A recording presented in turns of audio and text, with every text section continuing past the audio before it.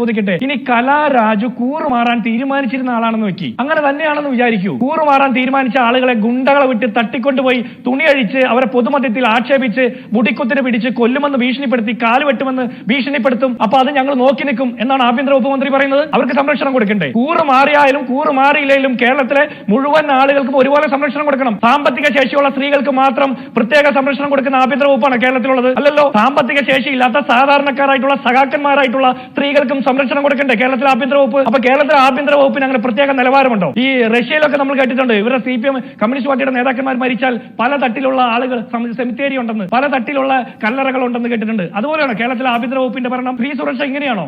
ഈ കലാരാജുവിനെ പോലുള്ള സഖാക്കന്മാരെ അണിനിർത്തിയല്ലേ കുറച്ചു കാലം മുമ്പ് പൊരുവയലത്ത് കേരളത്തിന്റെ തെരുവീതികളിൽ നിങ്ങൾ വനിതാ മതിൽ ഒരുക്കിയത്? അന്ന് ഈ കലാരാജുവിന്റെ കൈകൂട്ടി പിടിച്ചില്ലേ? കലാരാജുവിനോടും പറഞ്ഞില്ലേ സ്ത്രീ സംരക്ഷണം തരും, സുരക്ഷ ഒരുക്കുന്നൊക്കെ? അപ്പൊ കലാരാജുവിനും ഇല്ലേ? ശബരിമലയിൽ കയറ്റാൻ പോയ ആക്ടിവിസ്റ്റുകളായിട്ടുള്ള സ്ത്രീകൾക്ക് കൊടുത്ത സംരക്ഷണം പോലും കലാരാജു 25 വർഷം CPM-നോടൊപ്പം നിന്ന് പ്രവർത്തിച്ച കൗൺസിലറായിട്ടുള്ള CPM-ന്റെ അരിവാൾ ചുറ്റിക നക്ഷത്രത്തിൽ മത്സരിച്ച് ജയിച്ച കലാരാജുവിന് കൊടുക്കാൻ കേരളത്തിന്റെ ആഭ്യന്തര വകുപ്പ് മന്ത്രിക്ക് എന്തുകൊണ്ടാണ് കഴിയാതിരുന്നത്? അതിന് അരുൺകുമാർ പറഞ്ഞ എന്താണെന്ന് അറിയോ? ഞങ്ങളുടെ കൗൺസിലറെ ഞങ്ങൾ ഓഫീസിലേക്ക് കൂട്ടിക്കൊണ്ടുപോകുന്നത് നിങ്ങൾക്ക് എന്താന്ന്? നിങ്ങളുടെ കൗൺസിലർമാരെ നിങ്ങൾ ഓഫീസിലേക്ക് കൂട്ടിക്കൊണ്ടുപോകുന്നത് ഇങ്ങനെയാണോ? പാവാടയുടെ കുത്തഴിച്ചും സാരിയുടെ കുത്തഴിച്ചും പൊതുമധ്യത്തിൽ മുടിക്ക് കുത്തി പിടിച്ചോളാം നിങ്ങളുടെ കൗൺസിലർമാരെ നിങ്ങൾ പാർട്ടി ഓഫീസിൽ കൊണ്ടുപോകുന്നത്? 300 മീറ്റർ അപ്പുറമുള്ള പാർട്ടി ഓഫീസിലേക്ക് എന്തിനാണ് ഇത്ര ബലം പ്രയോഗിച്ച് തട്ടിക്കൊണ്ടുപോകുന്ന പോലെ കൊണ്ടുപോയത്?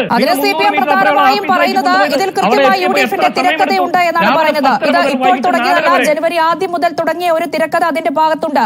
മാത്യു കുഴൽനാടൻ MLA, അനൂപ് ജേക്കബ് MLA ഒക്കെ ഇതിന്റെ ഭാഗമായിട്ടുണ്ട്. ഒപ്പം എറണാകുളം DCC പ്രസിഡന്റ് മുഹമ്മദ് ഷിയാസ് അടക്കം അതിന്റെ ഭാഗമായിട്ടുണ്ട്. അങ്ങനെ കോൺഗ്രസ് ഒരുക്കിയ ഒരു തിരക്കഥയുടെ ഭാഗമായിട്ടാണ് ഈ കാര്യങ്ങളൊക്കെയും നടന്നത് എന്നാണ് CPM പ്രധാനമായും ആരോപിക്കുന്നത്. ഈ തിരക്കഥ ഉണ്ടെങ്കിൽ ആ തിരക്കഥ അനുസരിച്ച് അഭിനയിക്കുന്ന ആടുന്നയാളാണോ 25 വർഷക്കാലം CPM-ന്റെ താഴെ തട്ടിൽ നിന്ന് പ്രവർത്തിച്ചു വളർന്നു വന്ന് കൗൺസിലറായ പാർട്ടി ചിഹ്നത്തിൽ മത്സരിച്ച് ജയിച്ച ആളുകൾ?